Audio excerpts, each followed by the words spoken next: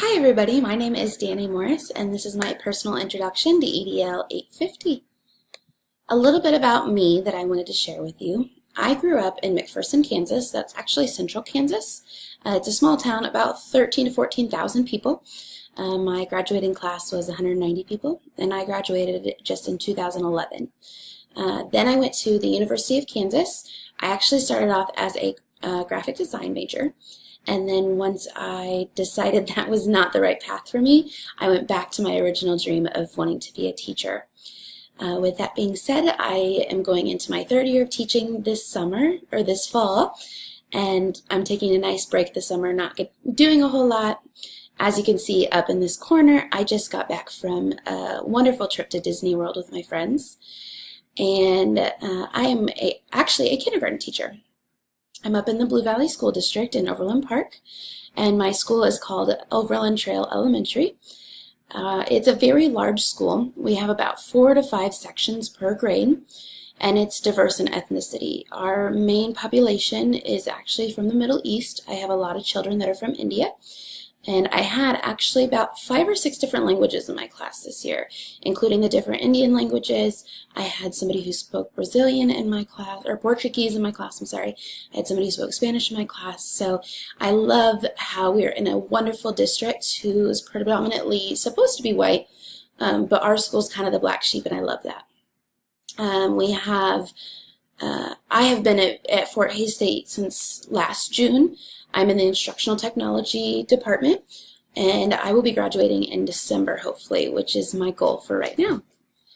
As far as educational law goes, for my district, we have professional development meetings and in-service all the time. A lot of times this will include new protocols that they have. This will include sharing the district policies. When you first start teaching in the district, you start doing, I think it's a 3 to 4 day introduction to the district. That's where you learn a lot about the rules. That's where you learn a lot about the policies that we have and the law according to our district and the state. We also have a manual that you can refer to. There's a district-wide manual that we have, and it's located in our school office. And then every year we get a school-wide manual, and that manual is updated and passed out to the teachers. I'm involved in the NEA. Blue Valley is my district, and I think we're disaffiliating with them this next year, but they help a lot with law and making sure that teachers are taken care of.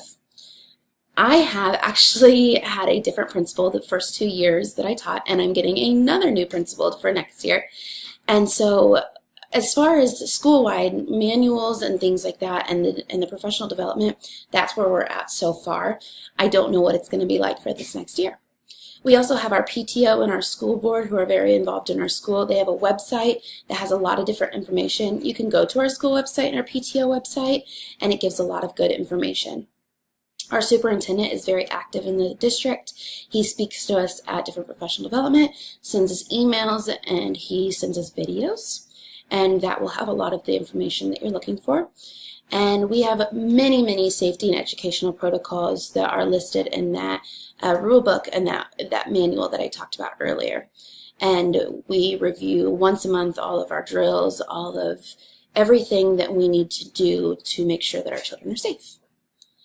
As far as my own personal knowledge, I took an undergrad course in educational law class. So I've actually been through a class like this. We talked a lot about different court cases, Brown v. Board, anything that Roe v. Wade that might eventually pertain to education, which I loved.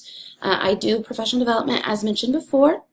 I like to review safety, any safety protocol that we might have, and that's going to include the manuals that I have.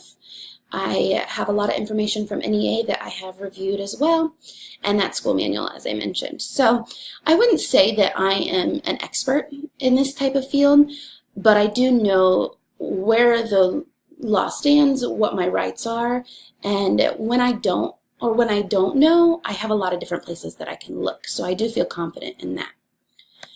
And finally, my proposed plan of action. I have 2 different sections that I broke this up into.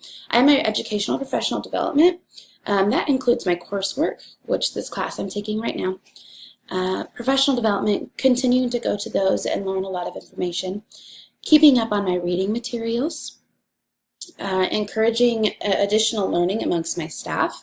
And so if I do feel like our professional development is a little bit behind, getting more in tune with that. And reading through my manuals thoroughly, so continuing to do that within my district and within any area that I'm in a professional field. As far as my personal development for myself, I think it's important to stay up with the news because I think that education changes a lot in the news. And so the law and whatever's going on in the government that has to do with education, I think it's very important to stay up to date with. That is something that I am not very good at. I do not get into politics. I try to avoid it, but I do know that it's important. And so that's something and a goal of mine that I want to do. That includes continuing to read, continuing my regulation in the classroom, and making sure I'm following up with those policies, reading up on my manual, and then following up with coworkers, as mentioned before. It has been a pleasure to talk with you all. I'm really looking forward to this class, and I hope you have a wonderful July, and I hope you have a great 4th of July. I will see you all soon.